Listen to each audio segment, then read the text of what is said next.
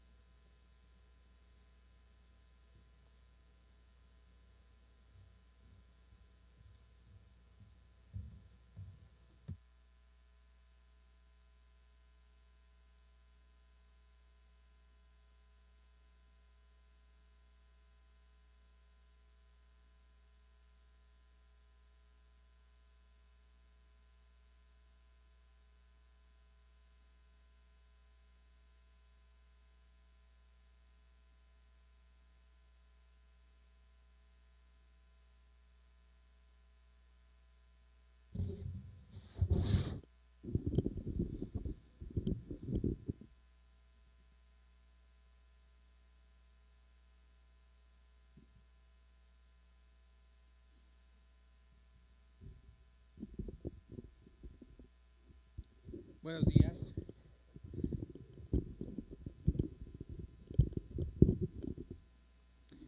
Buenos días, siendo las 12:20 del día 19 de octubre del año 2024, en la Ciudad de México, constituidos en la Iglesia Cristiana Camino de Vida, preside la presente audiencia el de la voz ciudadano juez Enrique Camarillo, quien a todos los presentes, dentro de mis facultades, les conmino a guardar silencio y estricto orden en la presente sala. Apercibidos para el caso de no hacerlo, serán acreedores a una multa consistente en el aseo general del recinto de manera inmediata.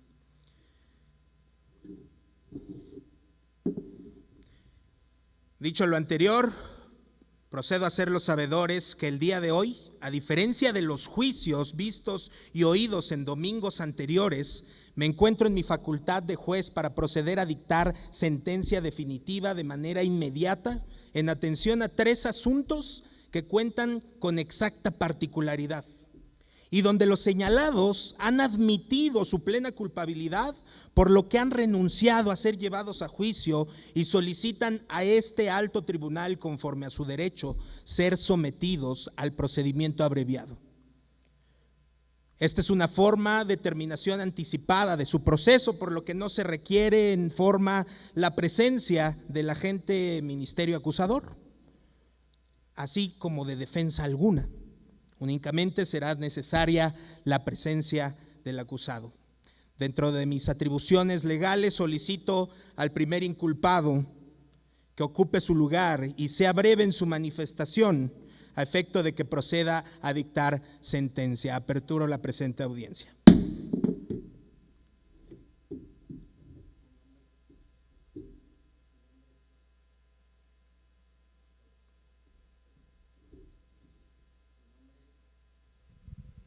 Acerque el micrófono, por favor. Probando. Mi nombre es César Altamirano. Se me reconoce y me declaro como culpable ante usted, señor juez, ciudadano juez, con la situación de que en esta iglesia me encontré un billete de 500 pesos. Se me acusa por haberlo recogido del suelo y en mi pensar fue llevármelo, guardarlo en la casa para esperar a encontrar a la persona, al propietario. Sin embargo, cuando me lo llevé a mi casa, me enteré posteriormente de quién es el propietario, pero me dio mucha vergüenza regresárselo. Para mí es vergonzoso la situación.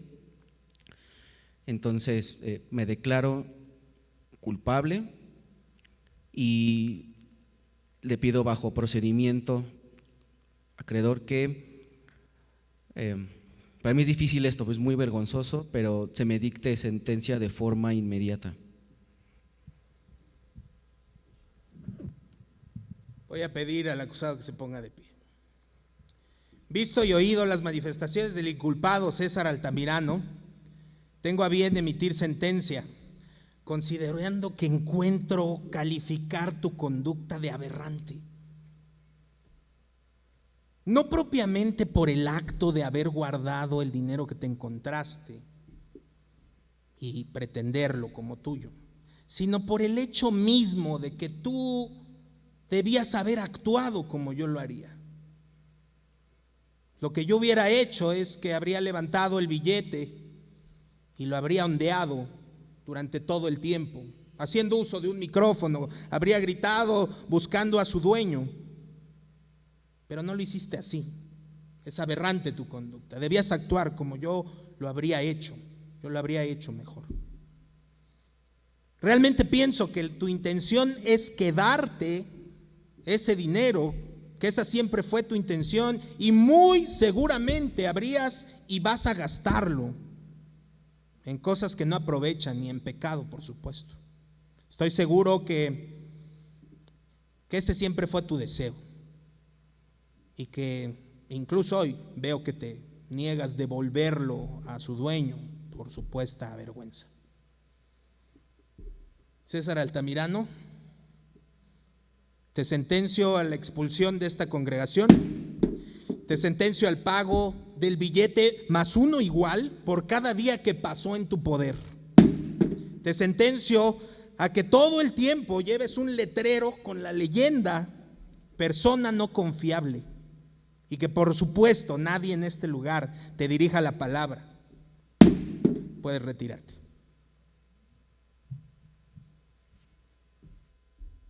En continuidad a la presente audiencia y con las mismas particularidades, solicito al segundo inculpado que tome su lugar.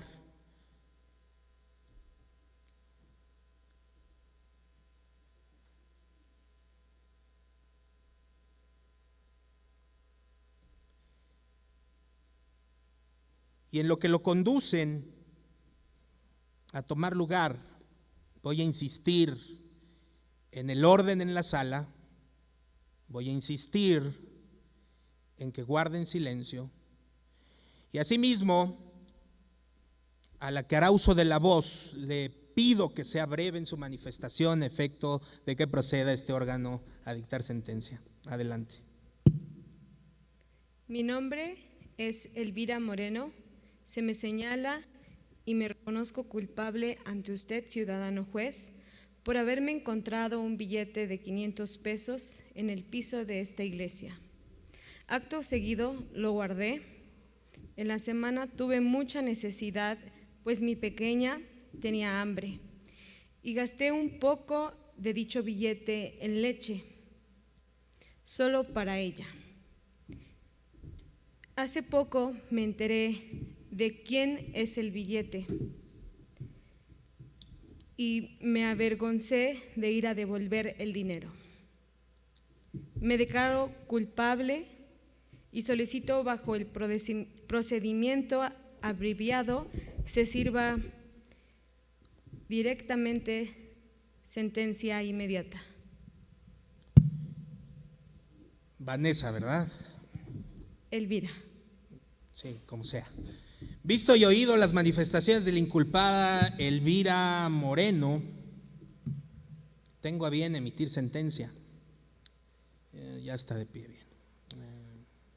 Considerando que encuentro tu conducta como manipuladora y en exceso desvergonzada, porque según lo que escuché, lo que escuché o pude escuchar, Te robaste el dinero y lo usaste para cumplir el capricho de tu hija. En mi experiencia, así empiezan los grandes ladrones. Y tu caso es aún más grave porque conoces al dueño, que seguramente es un cristiano de renombre, un buen cristiano, y te niegas a regresarle su dinero. Por ello tu caso es más grave. Seguramente el dueño de ese billete era una mejor persona. Estoy seguro de eso, una mejor persona que tú. Tu corazón e intenciones son terribles y de eso estoy seguro. Así que, Elvira Moreno, te sentencio no solo a la expulsión de esta congregación, sino a que ya ni acudas a alguna otra. Te sentencio a 40 días de ayuno total. Te sentencio a que una vez por semana le cuentes a tu hija lo mala persona que fuiste al arrebatarle a otro cristiano su dinero. Puedes retirarte.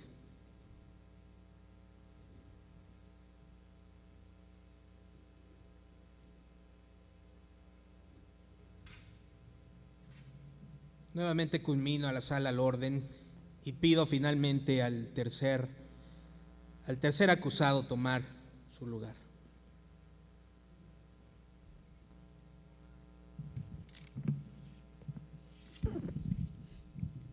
Mi nombre es Eduardo Barrera. Se me señala y me reconozco culpable ante usted, ciudadano juez, por haberme encontrado un billete de 500 pesos en el piso de esta iglesia. Acto seguido lo guardé. Mi situación económica ha sido muy complicada y tengo muchas deudas, así que creí que Dios me había mandado la bendición en respuesta a mis oraciones. Hace poco me enteré de quién es el dueño, pero me avergüenza ir a devolver el dinero. Me declaro culpable y solicito, bajo el procedimiento abreviado, se sirva dictarme sentencia inmediata.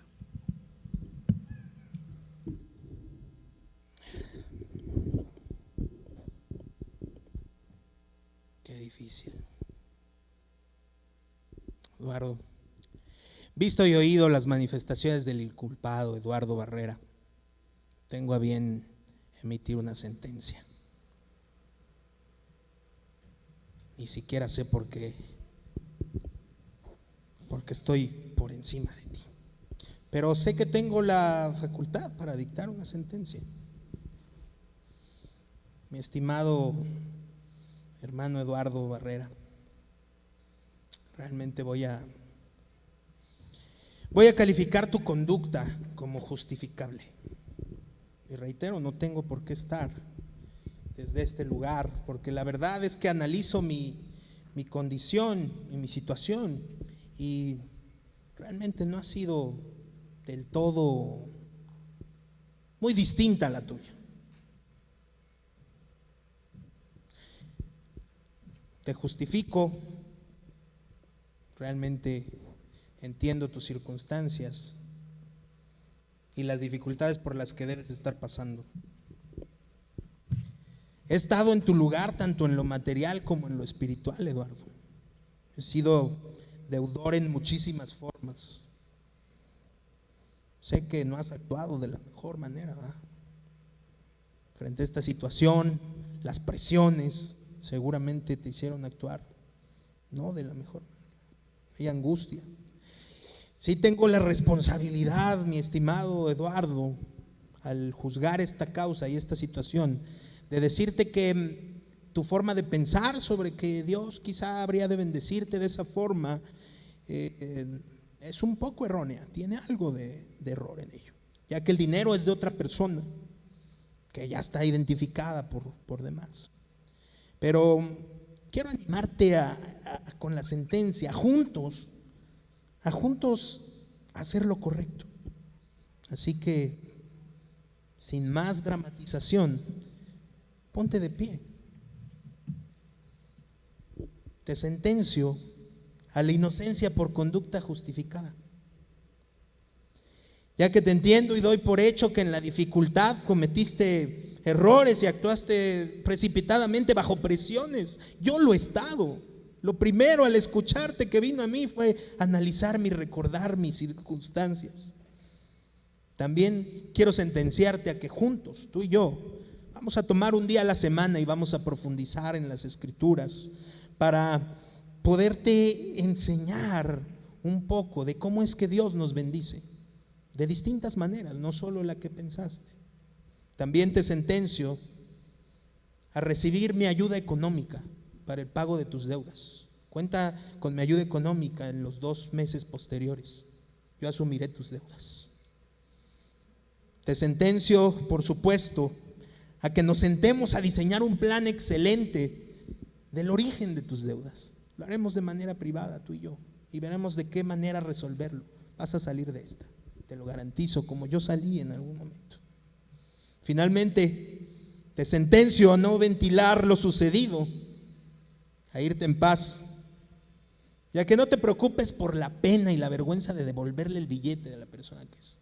Yo mismo voy a ir en este momento y asumiré la culpa. Le voy a decir que yo lo encontré, que está en mi poder y que se lo devuelvo, sea cual sea la consecuencia. Puedes retirarte. Esa es la sentencia. Si me ayudan con el púlpito, por favor.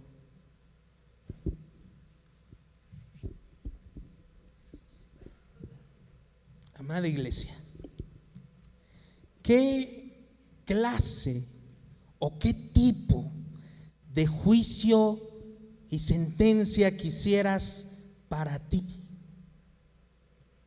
¿Qué tipo de sentencia te gustaría recibir frente a una falta que amerite una sentencia? Los 3 acusados, con exacta particularidad, los 3 se habían encontrado un billete en el piso de la congregación, habían reconocido su causa y estaban solicitando el dictado de una sentencia y la recibieron. Actuaron de distintas formas, claro está, pero hicieron exactamente lo mismo, tomaron algo que no era suyo, después se enteraron de quién era. ¿Qué clase de sentencia te gustaría recibir frente a una falta así? Y quiero que recordemos lo que nuestro Señor Jesús nos habla sobre el juicio a los demás, porque verdaderamente estamos llamados a juzgar muchas situaciones. Se nos ha dado esa facultad, por ello estaba en la posición de juez, que en cierto sentido ha otorgado el Señor en algunas circunstancias. Pero Él, previniendo esto, fíjate bien, en el Evangelio de Mateo, capítulo 7, del verso 1 al 5, en palabras del Señor Jesús, el verso 1 dice: no juzguen a los demás y no serán juzgados, pues serán tratados de la misma forma en que traten a los demás. El criterio que usen para juzgar a otros es el criterio con el cual se les juzgará a ustedes. ¿Y por qué te preocupas por la astilla en el ojo de tu amigo cuando tú tienes un tronco en el tuyo? ¿Cómo puedes pensar en decirle a tu amigo: déjame ayudarte a sacar la astilla de tu ojo, cuando tú no puedes ver más allá del tronco que está en tu propio ojo? Hipócrita, primero quita el tronco de tu ojo y después verás lo suficiente bien para ocuparte de la astilla en el ojo de tu amigo. Vamos a orar. Señor, te damos gracias por tu palabra, gracias por este día y por la dinámica de domingo a domingo, poder ejemplificar y traer algo visual que como creyentes es necesario en muchas ocasiones. Así lo hiciste tú, y también asidos de esto estamos delante de tu presencia rogando que tu palabra vaya a lo profundo de nuestro corazón, que traiga claridad en la oscuridad de nuestras ideas, y que por supuesto, Señor, sea luz, que nos dé esa claridad para decidir, para por supuesto también escuchar diversas cuestiones y juzgarlas, y por supuesto también poner por obra lo que tú haces, lo que tú harías y lo que es el deseo en tu corazón. En Cristo Jesús. Amén y amén. Amén, iglesia. Entonces, te leía Mateo en este capítulo 7, recordando lo que Jesús habla sobre el juicio. ¿Y por qué inicio con esto? ¿Y por qué inicio con esta representación o este sketch? ¿Por qué? Porque al decir no juzguéis, en muchas circunstancias tú y yo hemos tomado este texto, lo hemos sacado de su contexto y lo hemos tomado como un estandarte para decir, nadie puede juzgarme. Yo me puedo equivocar, pero lo primero que sucede cuando alguien me viene a señalar un error, de inmediato digo, no me juzgues. Jesús dijo, no juzgues. No, primero ve, a ver, mírate tú, ponte atención a tus cuestiones, ponte atención a tus pecados, no me juzgues, no digas nada. Y de inmediato lo tomamos exactamente como eso. El deseo de Dios, iglesia, es que vivamos una vida santa y apartada de todo mal. Pero como humanos cometemos errores y tendemos a usar este verso, tendemos a usar esta parte de la Escritura como una excusa o como un respaldo para que nadie nos pueda decir nada al respecto. Pero ¿qué es lo que Jesús estaba diciendo realmente? ¿A qué se referían sus palabras? ¿O sobre qué juicio estaba hablando? Al decir no juzguéis, ¿estaba implicando Jesús que debemos ignorar todo mal? No.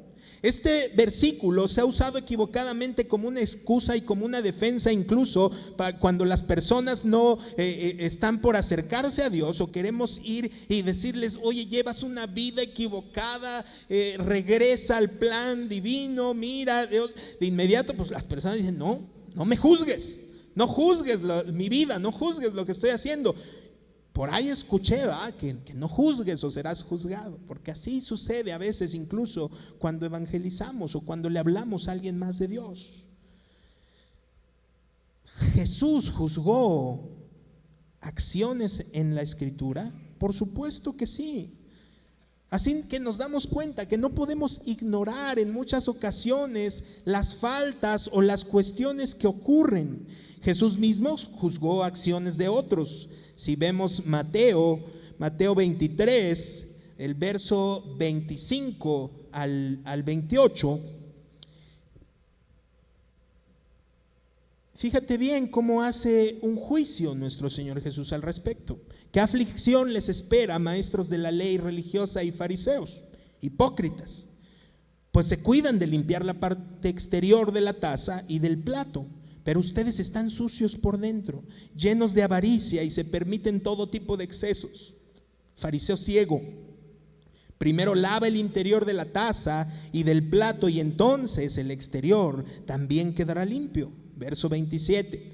¿Qué aflicción les espera, maestros de la ley religiosa y fariseos, hipócritas? Pues son como tumbas blanqueadas, hermosas por fuera, pero llenas de huesos de muertos y de toda clase de impurezas por dentro. Por fuera parecen personas rectas, pero por dentro el corazón está lleno de hipocresía y desenfreno.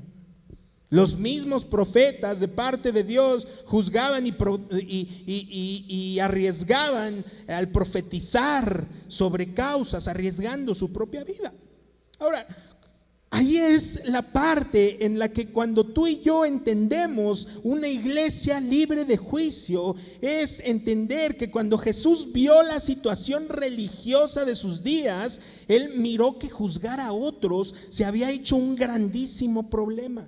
Los fariseos y los escribanos, estos hombres de poder y de altura religiosa, en estas circunstancias, ellos criticaban al pueblo creyéndose extremadamente superiores y libres de pecado.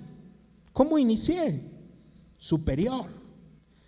Inicié juzgando la misma causa y lo hice desde mi superioridad, porque le dije al acusado César que por supuesto prácticamente no me interesaba lo que había hecho. Me interesaba que no había actuado como en mi grandeza yo habría actuado. Estos fariseos y estos escribanos a los que Jesús se está dirigiendo eran rápidos para dar un juicio sobre aquellos que no cumplían sus expectativas. Lucas registra en su evangelio que cuando Jesús estaba en casa de Simón, ¿te acuerdas que Jesús va a casa de Simón? No Simón Pedro, sino va con Simón el fariseo, y dice que hubo una mujer que era una mujer que reconocían y que sabían que era pecadora y que estaba ungiendo los pies del Señor Jesús todo el tiempo, y que Simón, al ver esto, lo único que dijo fue: si este fuera profeta, conocería quién y qué clase de mujer es la que le toca, que es pecadora. En el contexto en el que se da la expresión de no juzguéis, es dado que los fariseos, en su arrogancia religiosa y por demás santurrona, habían creado una especie de gente. Para ellos había una especie de gente llamada pecadores, como si ellos mismos no fueran pecadores. Y realmente, cuando vemos la iglesia zona libre de juicio, a eso nos referimos, a no actuar creando esa clase especial, porque a veces creemos que al ir a los pies del Señor y estar rendidos ante su presencia y haber abrazado su gracia y el ser salvos y el estar viviendo la eternidad nos hace superiores a los demás, nos hace superiores a quienes fallan, e incluso ya estando en la misma práctica como creyentes, como cristianos, como ministerios, como líderes de ministerios, como pastores, pensamos que en alguna forma podemos ser más que los demás. A menudo tú y yo, siempre que hay juicio sobre una conducta, lo hacemos basado solo en lo que hemos visto. Pero muchas veces, iglesia, no es suficiente para proporcionar el cuadro completo, como lo vimos en la representación, ¿Qué sucedió cuando pasó la acusada Elvira y traía su causa exactamente igual? Pues dije, es igual. Me levanté, estiré un poco las piernas, revisé un par de cosas, que si no se me había olvidado el móvil, y me senté. Y entonces dije, mira, por lo que escuché pasó lo mismo. Te robaste dinero, lo usaste como tú querías, y entonces dicté una sentencia por demás aberrante. Ahora hay muchos de ustedes pusieron los ojos como plato. ¿Cómo si lo usó para su hija? Ni siquiera la escuchó y ya la está sentenciando de esa manera. No tenemos el cuadro completo. A veces queremos emitir un juicio, sentenciar a alguien y decirle qué hacer desde el foco únicamente de lo que escuché, pero no sé su sufrimiento, no sé su forma, no sé su contexto, no sé su historia, no sé absolutamente nada de él, y me dispongo a ponerme por encima de él y decir, no, por lo que escuché, estás mal y vete. No quiero volverte a ver. En cualquiera de los dos casos, actué como un fariseo. Actué como un fariseo al cual el Señor llamó en su juicio, en su forma de analizar las cosas y en su sentencia les llamó hipócrita. El juicio humano es limitado y no es lo adecuado para hacer un juicio exacto. Por eso, aunque se nos ha llamado a juzgar situaciones, a poner atención en las situaciones, a oír y ver ciertas conductas, ha sido con la intención de juzgar correctamente, con un juicio justo. ¿Cómo? Dice Mateo 7, no juzguéis para no ser juzgado. Con exactamente la misma medida con la que juzgues, tú serás juzgado. Y entonces el tercer acusado trajo su causa, la misma. Pero ¿qué sucedió primero? Descender de un lugar en el cual no se me había dado, no tenía esa posición. sino al contrario, como iguales. Lo primero que sucedió en el juez o en el supuesto juez fue en automático escuchar la causa de la persona me hace reflexionar en mi misma situación. En primera instancia voy a emitir un juicio sobre mi conducta, sobre quién soy y sobre cómo estoy actuando. Por eso le dije, he estado en la misma condición que tú. Si hablamos de deuda, he debido muchísimo y espiritualmente más. Y entonces me acerqué a él, porque esa es la facultad que se me dio para juzgar su conducta. Yo no sé todo el contexto, pero sí sé lo que Dios quiere a través de un hombre reconociendo una causa, y lo que Dios quiere y ha mostrado a lo largo de su escritura en su generalidad es misericordia, restauración y vida nueva. Así que en no juzgar para no ser juzgados, hay un llamado principal a ponernos en los zapatos del otro. No tanto para encubrirlo, sino más bien para mirar nuestra propia condición en él y entonces juzgar con empatía y restauración. Haciendo esto, por supuesto que juzgamos más apegados al corazón de Cristo.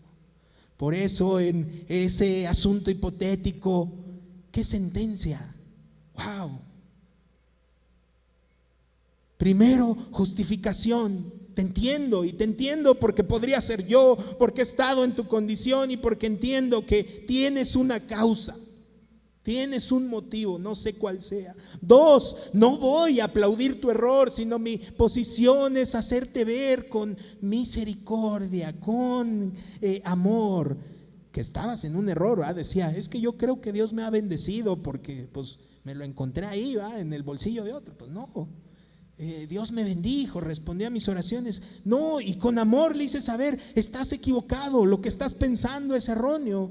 Pero no solamente me detuve a eso, sino fui a él y le dije, espérate, te voy a traer de tu error y te voy a enseñar lo que la Escritura dice a través de la bendición, y no te preocupes por tus deudas, porque estoy haciendo lo que me encantaría que otro hiciera conmigo mismo, y a su vez estoy haciendo lo que Jesús hizo por mí en la cruz. Jesús hizo eso por ti, por mí en la cruz. Se subió a la cruz y dijo, deudas, no pasa nada, yo pago. Y aparte,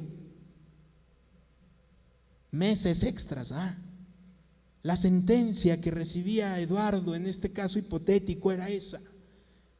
No te preocupes por tus deudas durante meses, durante 2 meses más, yo las asumiré. Espero que no sean. Yo las asumiré. Y después de eso, ¿qué sucede?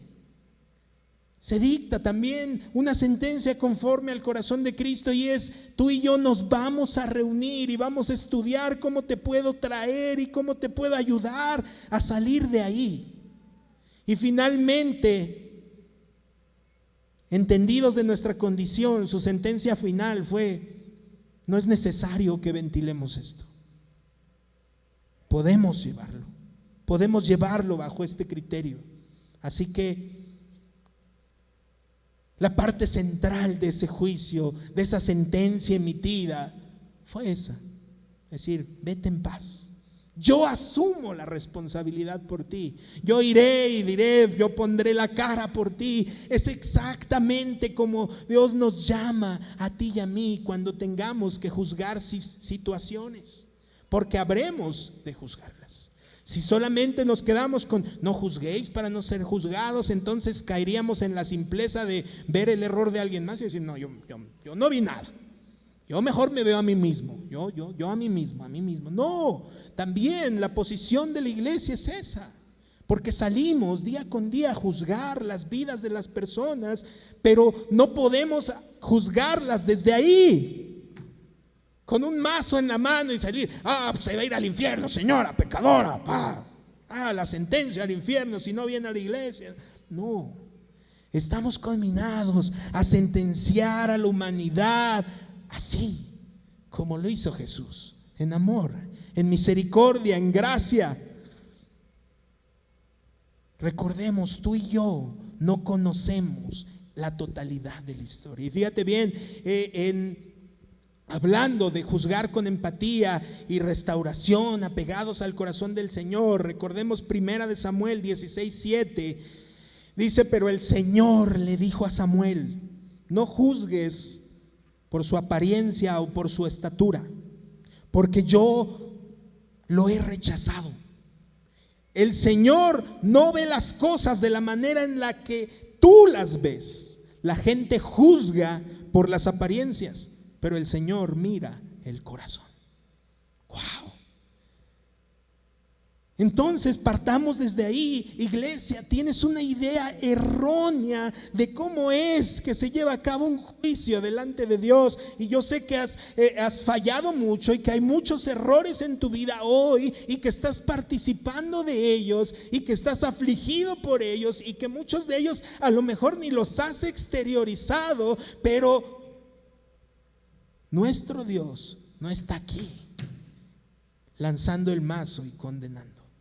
Está ahí al lado tuyo. Por eso me puse al costado de Él y por eso ponía y me acercaba a Él, porque así está Jesús hoy al lado tuyo, justificándote, animándote. Que le dije, quiero animarte a que vayamos más allá. Eso es lo que Jesús está haciendo contigo y es lo que desea de su iglesia para el mundo. Y es lo que desea en su iglesia dentro de. Cuando miramos que alguien falla, cuando alguien la está regando, cuando es evidente, no es necesario levantar el mazo y decir: fuera de aquí, vete, deja de hacer lo que estás haciendo. No, es necesario estar cerca, descender de esa falsa posición que a veces nos es puesta en la cabeza y decir: tú y yo somos exactamente iguales. Un par de pecadores justificados por la gracia del Señor. La forma de juicio a la que nuestro Señor se está refiriendo cuando dice no juzguéis es un juicio hipócrita. No estamos llamados a ser hipercríticos. ¿Conoces gente hipercrítica? Ya pinté de rojo aquí, pues hubiera pintado de un rojo más intenso. Yo conozco rojos mejores. No, ese se ve que es bien barato. Hay más. No somos llamados a ser hipercríticos. Esa es hipocresía. A menudo nos gusta ver la hipocresía llamada aquí, o la hipocresía cuando Jesús alza la voz y dice hipócritas. ¿Conocen los lentes bifocales? Que tienen una línea y tienes dos vistas. Una amplía las cosas mucho más y otra no, ¿verdad? Los que usan lentes, por supuesto que lo saben. Quien no usa lentes, hagan de cuenta que usamos, esa hipocresía es esa, usar lentes bifocales, que significa que cuando yo me miro en el error, lo primero que hago es, me justifico y digo, ay, pues no es para tanto, Dios sabe que pues así son las cosas. Pero cuando nos toca mirar al prójimo en el error, entonces usamos la otra vía del lente y decimos, no hombre, y hasta lo exageramos el problema sin justificar, emitiendo un juicio. Esa es la hipocresía que Jesús denunciaba. ¿Y cómo lo veo? ¿Cómo lo contextualizo en ese sentido? ¿Por qué? Porque no debe de ser más un estandarte para decir, no me digas que estoy mal, sino al contrario, es un llamado para juzgar restaurando, justicia restaurativa. La parábola de Lucas 18 a la que se refiere el Señor dice: luego Jesús contó la siguiente historia a algunos que tenían mucha confianza en su propia rectitud y despreciaban a los demás. Dice Jesús: 2 hombres fueron al templo a orar. Uno era fariseo, o sea, uno como estos que describí, y el otro era un despreciado cobrador de impuestos. Recuerda, era un judío que se había apegado a los romanos para cobrarle los impuestos a su mismo pueblo. Entonces, pues era despreciado, dice. Y el otro era un despreciado cobrador de impuestos. El fariseo, de pie, apartado de los demás, hizo la siguiente oración: te agradezco, Dios, que que no soy como otros, tramposos, pecadores, adúlteros. Para nada soy como ese cobrador de impuestos. Ayuno 2 veces a la semana y te doy el diezmo de mis ingresos. Verso 13, en cambio, el cobrador de impuestos se quedó a la distancia y ni siquiera se atrevía a levantar la mirada al cielo mientras oraba, sino que golpeó su pecho en señal de dolor mientras decía: oh Dios, ten compasión de mí, porque soy un pecador. Les digo que fue este pecador y no el fariseo quien regresó a su casa justificado delante de Dios, pues los que se exaltan a sí mismos serán humillados y los que se humillan serán exaltados.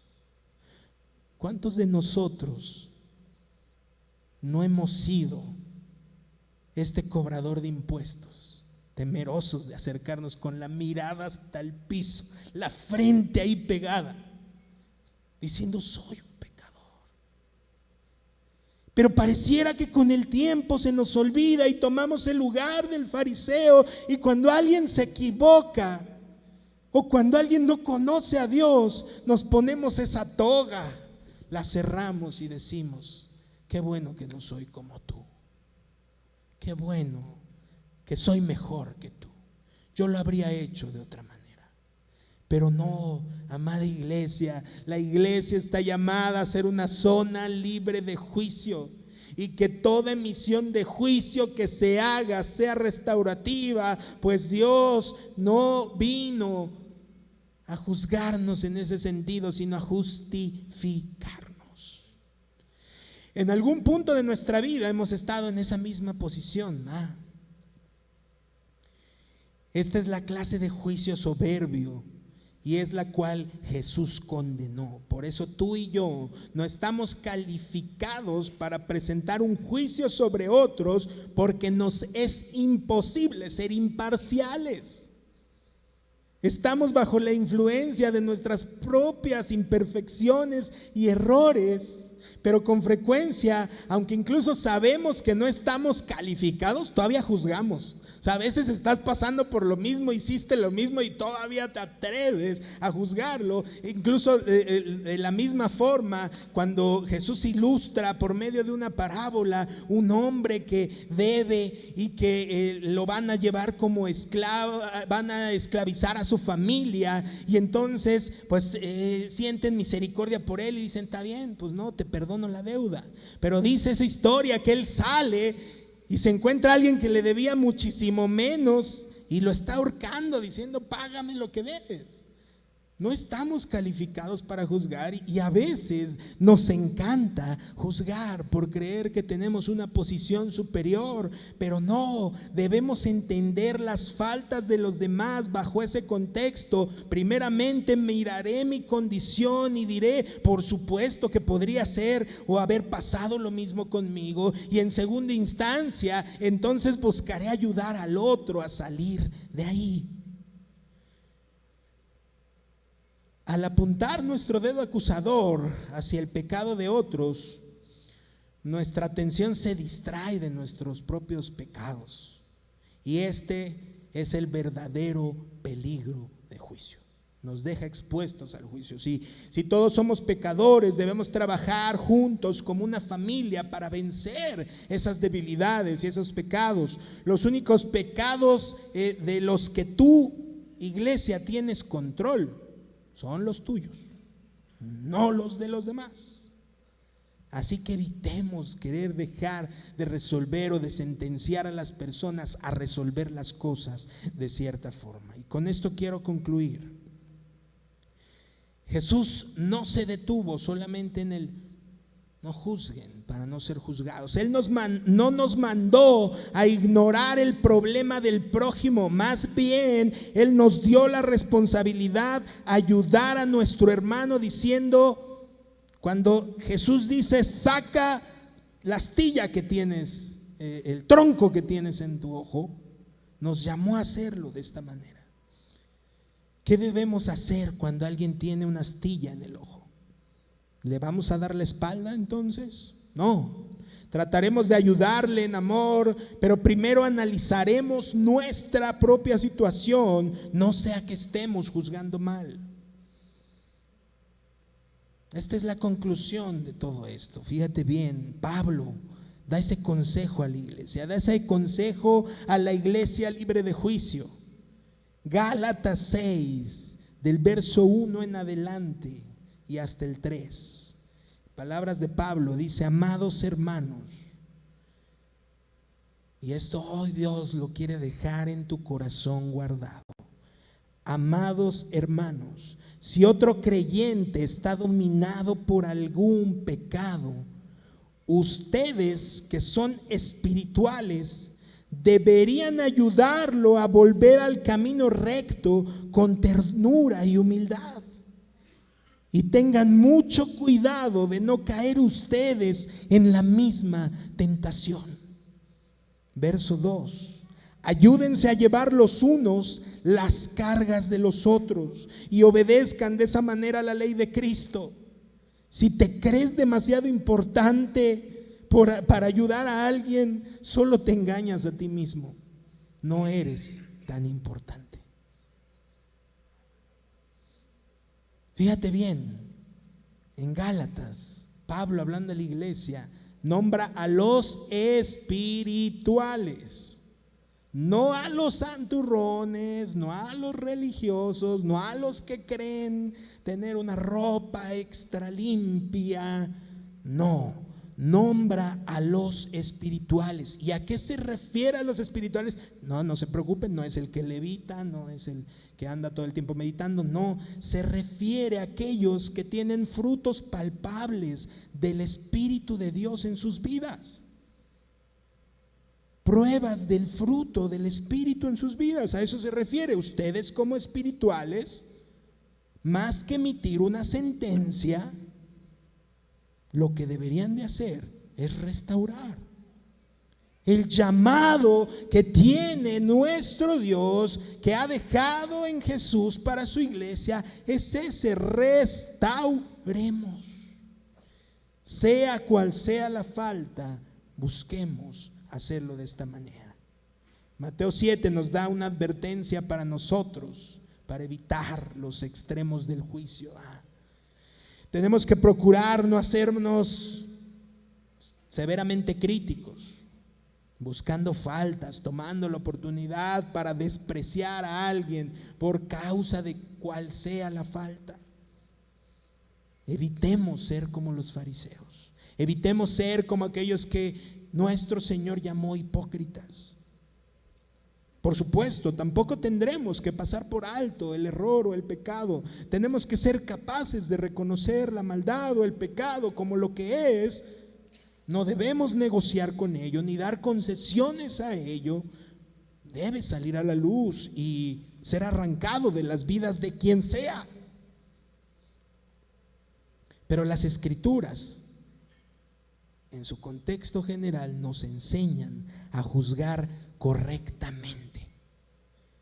Juan 7:24 nos recuerda: no juzguéis según las apariencias, sino juzga con justo juicio. Juzguemos con justo juicio. Hoy, si te das cuenta, muchos de los problemas de la sociedad apuntan a juzgar a otro. Hoy vemos, ahora que se usa mucho esto de los podcasts y de las entrevistas que hacen en internet y esto, vemos infinidad de jóvenes sentándose a hablar de que la culpa de lo que son hoy y de sus conductas es por causa de sus padres. Es que no fueron mis papás, y narran con un dolor y demás lo que hicieron los padres y lanzan un juicio. Hoy nadie quiere asumir la responsabilidad. Dicen: yo soy así por mi esposo, yo soy así por mi esposa. Hoy queremos juzgar cuando apenas sabemos la partícula de algo, sin siquiera reflexionar de inmediato y decir: seguramente hay una justificación para esto y seguramente es dolorosa. Me pongo en sus zapatos. Hoy no queremos hacerlo, pero estamos llamados a juzgar con justo juicio. Así que